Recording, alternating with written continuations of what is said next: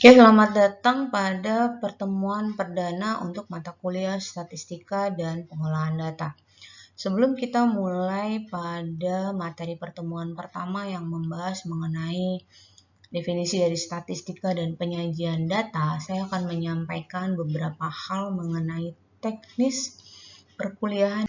Oke, teknik perkuliahan di kelas statistika deskriptif dan pengolahan data yang pertama adalah lakukan absensi sesuai jadwal. Kemudian yang kedua adalah pada setiap pertemuan mahasiswa akan mengerjakan soal latihan melalui Gform dengan menggunakan Google Form. Linknya nanti akan saya share setiap pertemuan di WA Group. Yang ketiga, jika tidak mengerjakan latihan soal, maka absensi akan saya anulir, artinya saya anggap kalian tidak hadir. Kemudian yang keempat, jika setelah kalian mengerjakan latihan soal dan nilainya berada di bawah angka 65, nilai tidak akan diinput. Kerjakan ulang dengan menggunakan email yang berbeda sampai nilainya berada di atas 65.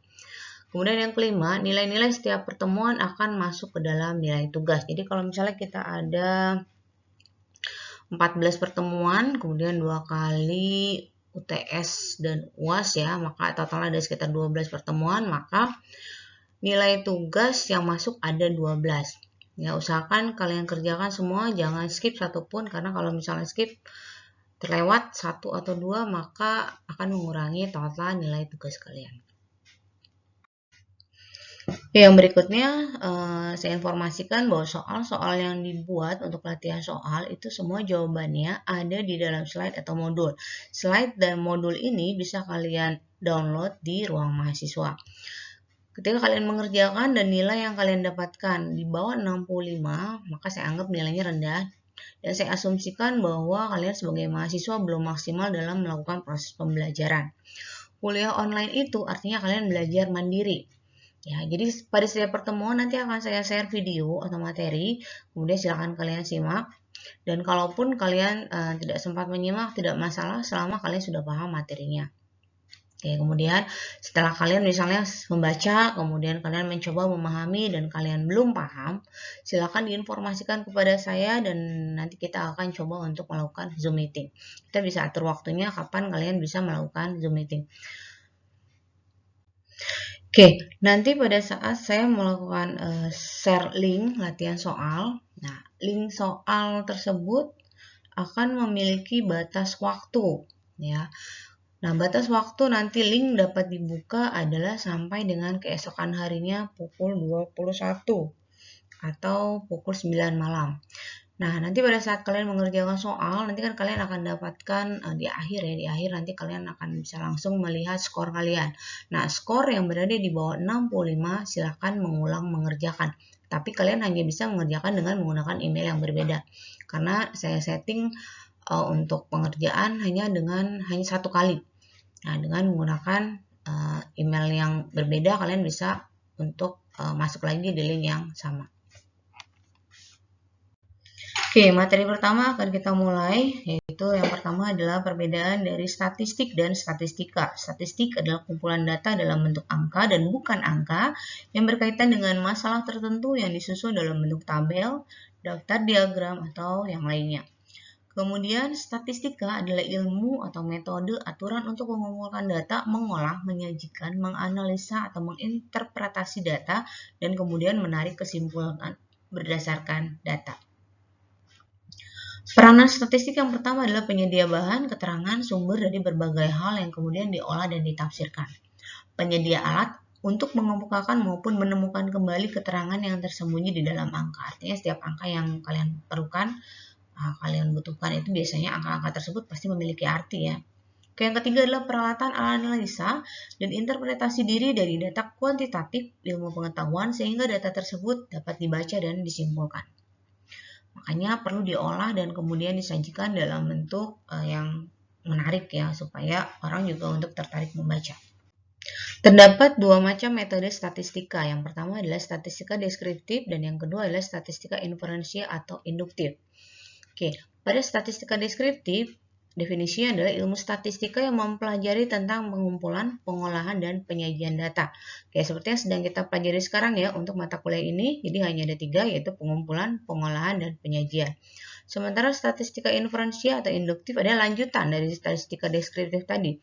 Setelah kita melakukan pengumpulan, pengolahan, dan penyajian, maka kita juga mempelajari tentang cara pengambilan kesimpulan secara menyeluruh atau secara populasi berdasarkan data sebagian dari populasi tersebut, dari sampel ya. Jadi kita mengambil kesimpulan dari sampel yang telah diteliti. Tahapan kegiatan statistik yang pertama adalah kumpulkan datanya. Jadi kalian tentukan populasinya, dari populasi tersebut kalian ambil sampelnya. Kemudian susun datanya, artinya kalian klasifikasikan data-data yang memang kalian perlukan. Kemudian kalau misalnya perlu diedit, data-data yang kalian butuhkan apa aja, ada yang perlu dibuang atau yang ada yang perlu ditambahkan, silahkan dikumpulkan, disusun. Kemudian ditabulasi kalau memang perlu melakukan tabulasi. Kemudian sajikan data, bisa dalam bentuk tabel, bisa dalam bentuk grafik, ataupun dalam bentuk diagram. Kemudian kalau datanya sudah rapi, bisa kalian analisa datanya, bisa kalian cari rata-ratanya, kalian cari variansinya, kemudian kalian cari korelasinya ataupun regresinya. Setelah hal tersebut selesai, bisa diinterpretasikan. Jenis pengambilan sampel ada beberapa. Yang pertama adalah random sederhana. Jadi pengambilan sampel dari populasi dilakukan secara acak, atau random berstrata ya, stratified random sampling. Jadi populasi yang sudah kalian tentukan tadi kalian bagi-bagi dulu menjadi beberapa bagian. Kemudian nanti setiap sampel diambil dari bagian-bagian tersebut. Kemudian ada lagi systematic sampling, pengambilan sampel yang diurutkan terlebih dahulu. Nanti kalian gunakan rumus tertentu untuk memilih sampel dari data-data yang sudah diurutkan. Kemudian ada lagi cluster sampling, yaitu pengambilan sampling di mana dikelompok-kelompokkan terlebih dahulu. Nanti kalian pilih salah satu kelompok dan itu adalah yang akan dijadikan sampel. Oke, contohnya di sini adalah penelitian tentang kepuasan pasien di sebuah rumah sakit. Nah, sebuah rumah sakit itu kan bagiannya banyak ya. Ada bagian rawat inap, di situ ada bagian rawat poli, itu berarti rawat jalan. Kemudian ada IGD. Misalnya rumah sakit tersebut memiliki total pasien yang jumlahnya adalah 500. Kemudian itu kan sudah dikelompokkan ya, jadi kelompok IGD, kelompok rawat inap, kelompok rawat jalan. Nah, yang akan jadi kalian sampel pilih salah satu. Misalnya yang akan diteliti adalah pasien di rawat jalan poli. Artinya seluruh pasien yang berada di poli itu akan dijadikan sampel.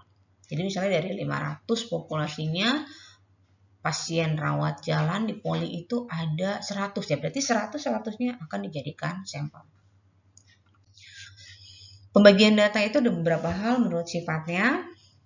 Ada kualitatif, kuantitatif, menurut waktunya, ada cross section dan time series. Cross section itu hanya satu waktu tertentu, kalau time series itu dari waktu ke waktu. Kemudian dari cara memperolehnya, ada yang primer dan sekunder. Kemudian dari sumbernya, ada yang internal maupun eksternal. Kemudian syarat data yang baik, artinya representasi atau mewakili sesuai dengan permasalahan penelitian yang sedang kalian lakukan. Kemudian data yang dikumpulkan juga harus dapat dipercaya. Kemudian data yang dikumpulkan itu harus up to date, sebaiknya data-data terbaru. Kemudian data yang dikumpulkan tentu saja juga harus relevan dengan penelitian yang sedang dilakukan. Oke, skala pengukuran untuk kuantitatif itu yang pertama ada nominal.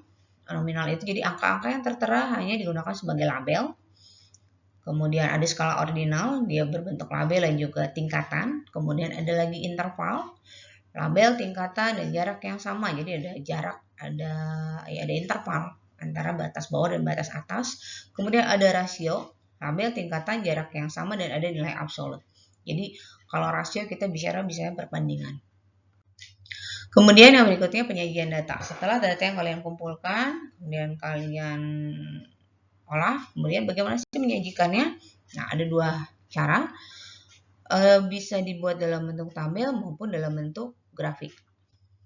Bentuk tabel, nah, ada 3 jenis ya. Bentuk tabel, ada tabel satu arah, 2 arah, dan 3 arah. Untuk yang satu arah artinya tabel tersebut terdiri dari satu kategori. Contohnya jumlah pengangguran menurut daerah. Nah, daerah ini adalah satu kategori. Kalau yang 2 arah berarti terdiri dari 2 kategori. Di sini misalnya jumlah penjualan menurut jenis barang dan daerah penjualan. Ada 2 ya, jenis barang dan daerah penjualan. Nah, berikutnya adalah tabel 3 arah.